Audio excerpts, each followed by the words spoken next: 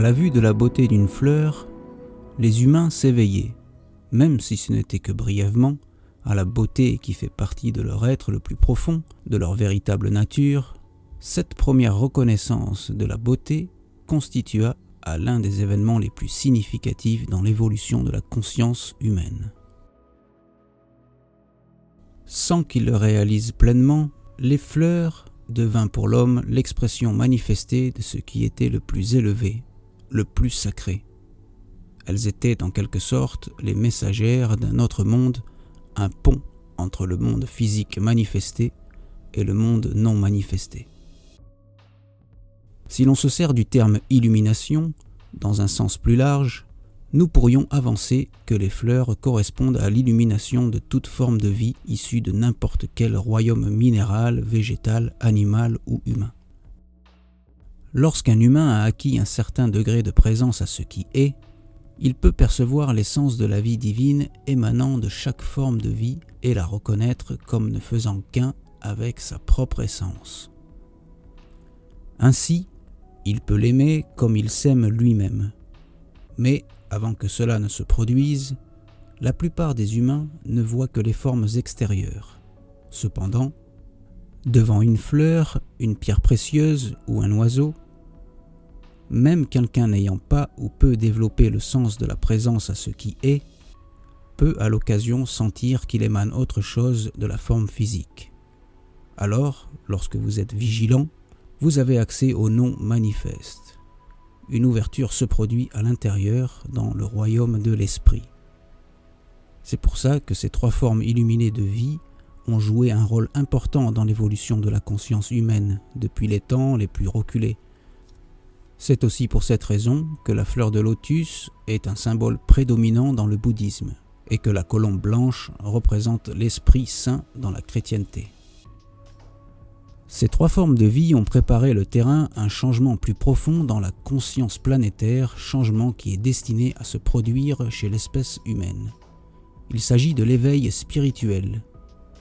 L'éventualité d'une telle transformation de la conscience constitue l'essentiel du message des enseignements des grands sages de l'humanité, Bouddha, Jésus et d'autres, qui ne sont pas connus ou ont été les premières fleurs humaines, des fleurs précoces, rares et précieuses. Mais une floraison généralisée n'était pas encore possible à leur époque, et leurs messages respectifs ont été largement incompris et souvent grandement déformés.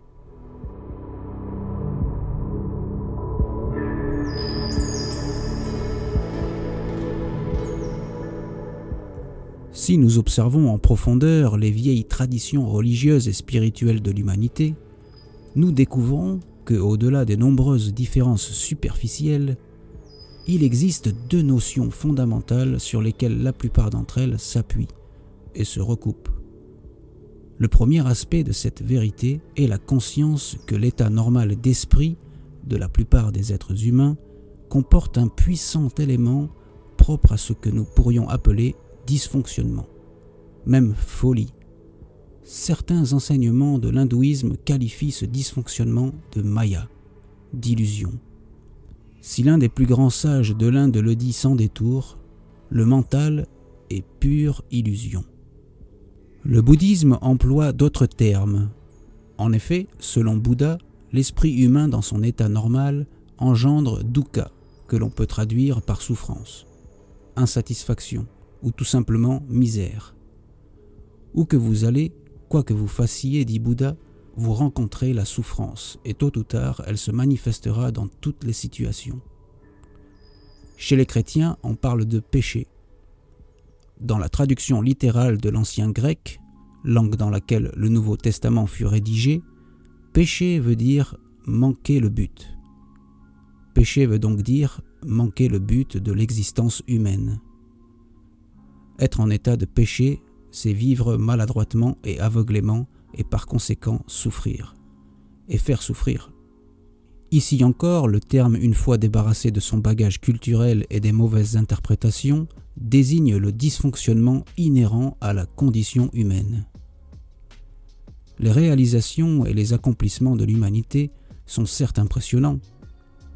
Il ne fait aucun doute que l'esprit humain est hautement intelligent. Pourtant, cette même intelligence est entachée de folie. Au XXe siècle, la science et la technologie ont amplifié l'impact destructeur de ce dysfonctionnement sur la planète, sur les autres formes de vie et sur les humains eux-mêmes. Et malheureusement, il suffit de regarder les nouvelles à la télévision pour réaliser que la folie n'a pas diminué. Poussés par la cupidité et inconscients du fait qu'ils sont reliés à tout, les humains continuent d'adopter un comportement qui à la longue ne peut se solder que par leur propre destruction. La plupart des anciennes religions et traditions spirituelles s'entendent sur un point. Il est possible de transformer radicalement la conscience humaine. Selon les enseignements hindous, cette transformation est appelée illumination. Dans ces enseignements chrétiens, on l'a nommé salut. Quant au bouddhisme, il l'appelle fin de la souffrance. On utilise aussi les termes éveil, libération et réalisation pour décrire cette transformation. Le plus grand accomplissement de l'humanité n'est pas ses œuvres d'art, sa science ou cette technologie, mais plutôt la reconnaissance de son propre dysfonctionnement. Quand on reconnaît sa folie, on permet à la santé mentale d'émerger, à la guérison et à la transcendance de s'effectuer. Cette nouvelle dimension de la conscience a vu le jour sur notre planète il y a plus de 2500 ans. De nos jours, bien des gens sont conscients du fait qu'il existe une différence entre spiritualité et religion. Le fait de disposer d'un système de croyances que vous considérez comme vérité absolue ne fait pas de vous des personnes spirituelles, quelle que soit la nature de ces croyances. En fait, plus vous assimilez vos croyances à votre identité, plus vous vous coupez de votre dimension spirituelle intérieure. L'humanité est actuellement confrontée au plus grand défi de son existence. Elle doit réagir à une situation critique qui menace sa survie même. Le dysfonctionnement de l'esprit. L'ego.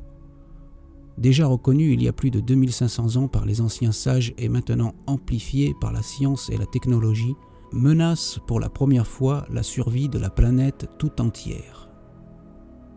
Une portion significative de la population terrestre reconnaîtra bientôt, si ce n'est déjà fait, l'humanité se trouve devant un choix brutal: évoluer ou mourir.